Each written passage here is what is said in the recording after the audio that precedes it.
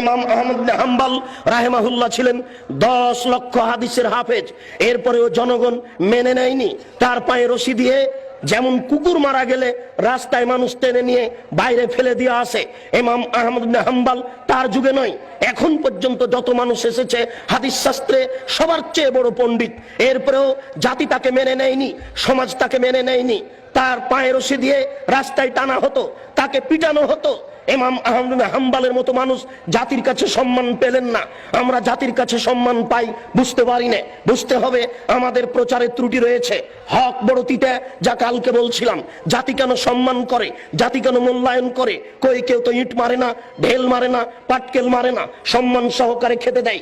সেই জন্য তো আপনাকে গতকালকে আমি শোনাচ্ছিলাম যে আখেরি মোনাজাতে আপনি হাত তোলার পূর্বে এইভাবে একটু বলুন, তাহলে বুঝবো আপনি হক কথা বলছেন। বুঝলাম আপনি বড় কাজ করছেন, বুঝলাম আপনি বড় হুজুর, অনেক দূর থেকে এসেছেন, আমেরিকা থেকে এসেছেন, লন্ডন থেকে এসেছেন, সৌদি আরব থেকে এসেছেন। আপনি টুঙ্গির আখেরি মোনাজাতে অংশগ্রহণ করবেন, 1 ঘন্টা আপনি মোনাজাতে থাকবেন। সারা পৃথিবীতে মানুষ টিভি চ্যানেলে আপনার মোনাজাতে অংশগ্রহণ করবে। সেই টুঙ্গি থেকে নিয়ে মতিঝিল পর্যন্ত মানুষ একাকার হয়ে আপনার মোনাজাতে অংশগ্রহণ করবে। দেশের নেতা নেত্রী এই মোনাজাতে অংশগ্রহণ করবে। হুজুর আপনি একটু হক কথা বলুন না, আপনি বলুন।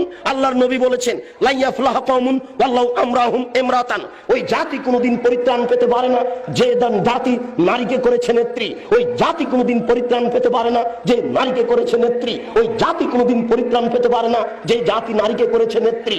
আপনি বলুন দোয়া করার পূর্বে আল্লাহ রাসূল বলছেন আলী লা তাদুতিম সালান ইল্লা তামাস্তাহু ওয়ালা কাবরান মুসরিফান ইল্লা সাওয়াইতাহু। আলী তুমি ছাড়বে না কোনো উঁচু কবর, সবকে ভেঙে সমান করে দাও। আলী তুমি ছাড়বে না কোনো ছবি মূর্তি, সবকে ভেঙে একাকার করে দাও। আপনি এই বক্তব্য দেওয়ার পরে এবার হাত তুলে দোয়া করুন, দেখা যাবে কত নেতা নেত্রী আপনার দোয়াতে অংশগ্রহণ করে, কত জনগণ আপনার দোয়াতে অংশগ্রহণ করে।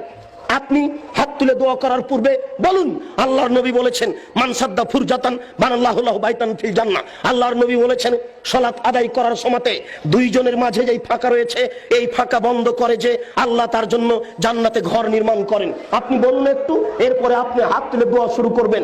বাইতুল মুকাররম হচ্ছে বাংলাদেশের জাতীয় মসজিদ। বাংলাদেশের যারা বড় আলেম তারাই সেখানে খুতবা দেওয়ার অধিকার রাখে।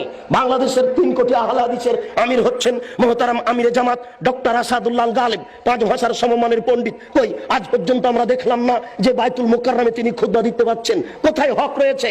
কে হকের কথা বলবে? আপনি একটু দোয়া করার পূর্বে বলুন।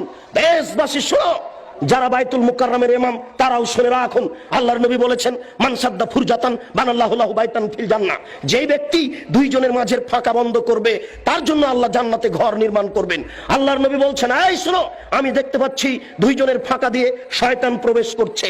তিনি কত কিছু বললেন এই কাতারকে সুন্দর করে সারিবদ্ধ হয়ে প্রাচীরের মতো হয়ে দাঁড়ানোর জন্য।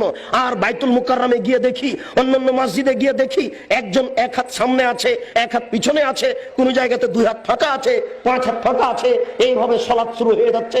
কই আপনি তো একটু হাত তোলার পূর্বে এই কথা বলতে পারেন না? বলুন দেখি, হক বোঝা যাবে কাতে, আর বোঝা যাবে কত মানুষ আপনার এখানে বেশি হয় আর কম হয়।